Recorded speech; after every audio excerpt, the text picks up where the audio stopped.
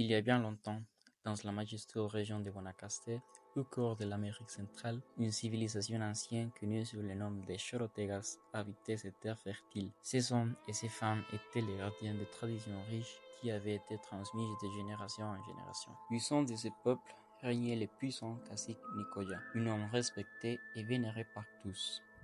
Sa sagesse et sa bravoure étaient légendaires et son nom résonnait dans toute la contrée. Mais l'histoire de ce brave cacique est indissociable de celle de sa fille bien-aimée, la belle princesse Nandayure.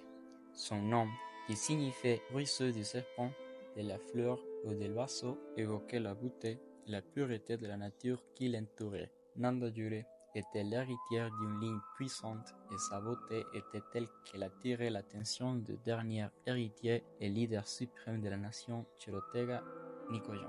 Leur amour, bien que passionné, était interdit car les pères de Nandayure nourrissaient une animosité envers Nicoyan. La tragédie est survenue lorsque les pères de Nandayure a formé une alliance avec des étrangers venus de terres lointaines pour envahir des terres chorotegas. Pour affaiblir Nicoyan, il a décidé d'offrir sa fille Nandayure comme épouse à l'un des conquistadors espagnols, Don Fernand. Une bataille sanglante a éclaté entre les envahisseurs et les autochtones. Nicoyan, dans un ultime acte de bravoure, a affronté Don Fernand et l'a tué d'une coupe de lance, mais il a été mortellement blessé à son tour. Nicoyan, moribond, s'est traîné jusqu'en source pour apaiser sa soif. Là, il a découvert le corps de sa bien-aimée Nandayure, gisant à ses côtés. Leur amour était à la fois la force et la faiblesse, et ensemble, ils sont morts tragiquement. On raconte que l'âme de la princesse vieille depuis les hauteurs du Cerro Azul, le plus haut sommet de la péninsule de Nicoya,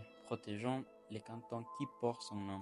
Ainsi allait la légende de Nicoya et Nandayure, symboles intemporels de courage et d'amour dans la terre de Guanacaste, du sein de la grande civilisation chorotega au Costa Rica.